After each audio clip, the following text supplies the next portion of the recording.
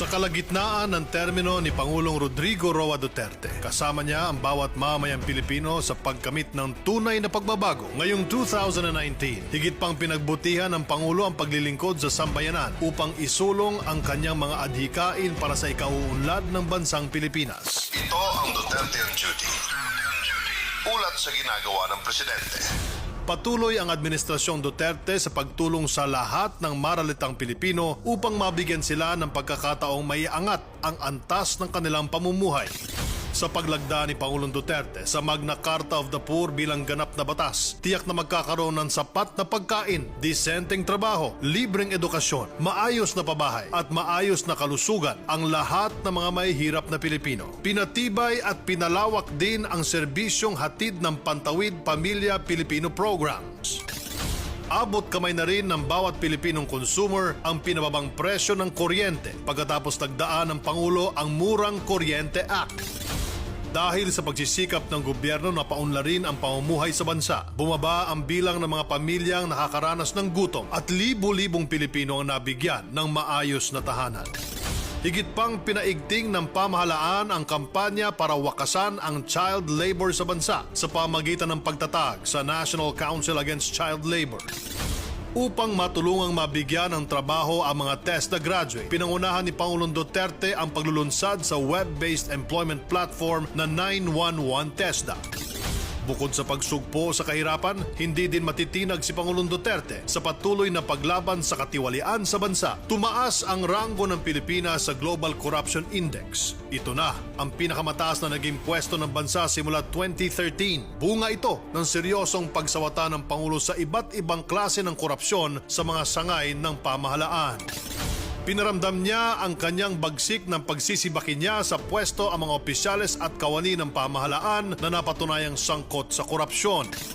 Taong bayan na rin mismo ang nagsalita at naghayag ng suporta sa pakikipagdigma ng Pangulo sa iligal na droga sa kabila ng kaliwat ng batikos tungkol dito. Kung kaya patuloy ring naninindigan ng Pangulo para sa Pilipinas na malaya sa droga at krimen. Sa nakalipas na 3 taon, libo-libong barangay na ang dineklarang drug-free. Bilyong-bilyong halaga ng droga na ang nasabat ng otoridad. Kasabay nito ang pagbaba ng bilang ng mga pamilyang biktima ng krimen. Napagbago ng pamahalaan ang mga dating lulong sa droga. Sila'y tumalikod sa paggamit ng bawal na gamot at sumailalim sa mga programang makakatulong sa kanila upang bumalik sa pagiging mabuting mamamayan ng bansa.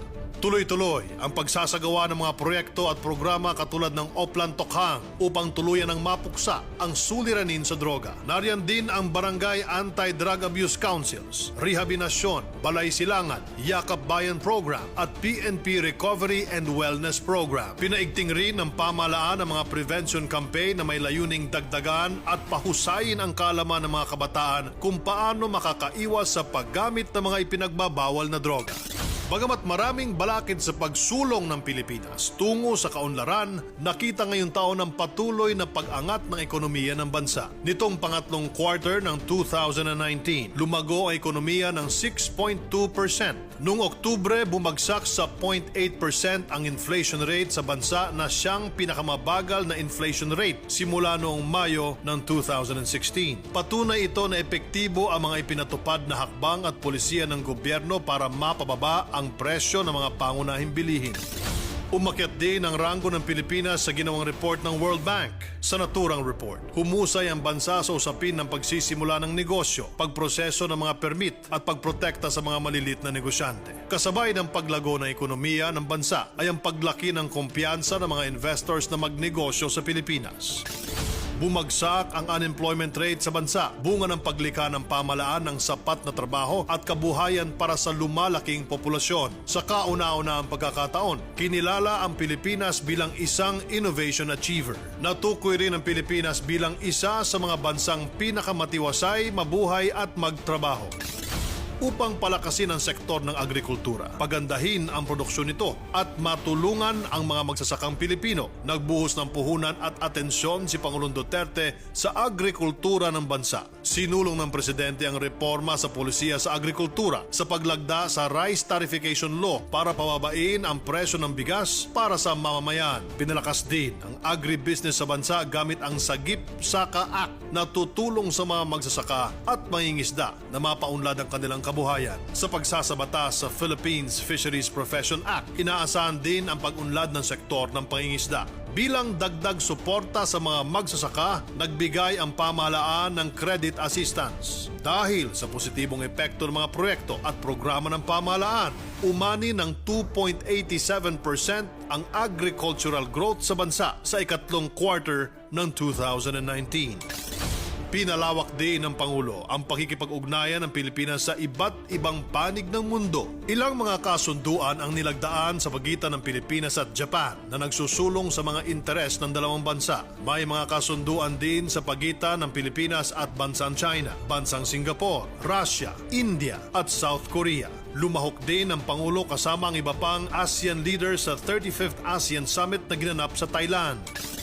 Nagbunga ng positibong resulta ang programang Build, Build, Build ng pamahalaang Duterte. Nagwagi ang Mactan Cebu International Airport ng World Architecture Award. Nadagdaga ng mga infrastrukturang tulay na malaki ang may tutulong sa pag-unlad ng bansa. Sa pagtatapos ng 2019, asahan pa ang maraming proyektong infrastruktura ng pamahalaan para sa ikagagaan ng buhay ng bawat Pilipino. Mas uusbong pa ang transportasyon at mobilidad sa Pilipinas. Kasama sa patuloy na pag-unlad ng bansa ang pagtaguyod sa kalusugan ng bawat mamayang Pilipino. Layunin ng Presidente na gawing abot kaya para sa lahat ng mga Pilipino ang pagpapagamot at serbisyong medikal sa bansa.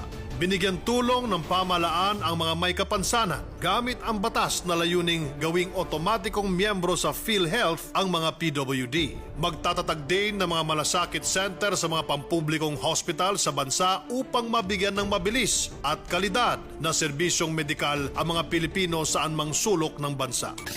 Upang mabigyan naman ng tulong at proteksyon ng mga Pilipinong naghahanap buhay sa labas ng bansa, isinusulong ni Pangulong Duterte ang paglikha ng departamentong tutugon sa mga pangangailangan ng mga OFW. Maraming OFW din ang natulungan ng gobyerno na makauwi sa kanilang pamilya dito sa Pilipinas pagkatapos ng kalunos-lunos nilang sinapit sa pakikipagsapalaran sa ibang bansa. Ipinaramdam din ni Pangulong Duterte ang kanyang suporta sa mga mamahayag sa bansa sa pamagitan ng Soto Law kung saan hindi na oobligahin ang mga broadcaster na ibunyag ang kani-kanilang mga source sa balita.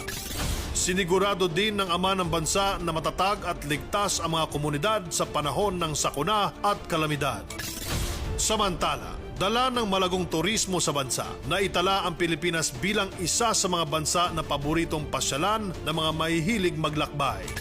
Kabalikat sa pag-unlad ng industriya sa bansa, mas mataas na sweldo naman ang hatid ng Pangulo sa mga manggagawa ng gobyerno at sa mga sundalo at pulis. Nananatiling mataas ang net satisfaction rating ng presidente na nangangahulugang kontento ang taong bayan sa kanyang pagpapatakbo ng ating pamahalaan. Patunay na nakikita at nararamdaman ng sambayanan ang taus-puso niyang pagsisilbi sa publiko. Sama-sama sa iisang layuning, we win as one. Naging matagumpay ang hosting ng bansa sa katatapos na 30th SEA Games. Isang dekada matapos ang kagimbal-gimbal na pagpaslang sa 57 katao sa tinaguriang Ampatuan Massacre, sa wakas, nakamit na ng pamilya ng mga biktima ang hustisya sa ilalim ng termino ng Pangulong Duterte. Patunay ito na nirespeto ng Pilipinas ang sistema ng hustisya na itinataguyod nito ang kalayaan sa pamamahayag at isinusulong nito ang karapatang pantao. Labis-labis ang pagmamalasakit ng Pangulo sa bawat Pilipino. Hands-on siya sa pagtiyak sa kaligtasan ng mamamayan tuwing may nananalasang bagyo sa bansa. Binibisita niya ang mga sundalong nasusugatan sa gyera. Pati ang mga Pilipinong nasa labas ng bansa ay hindi niya kinakalimutan. Pinaparamdam niyang sila ay mayroong mapagmalasakit na presidente.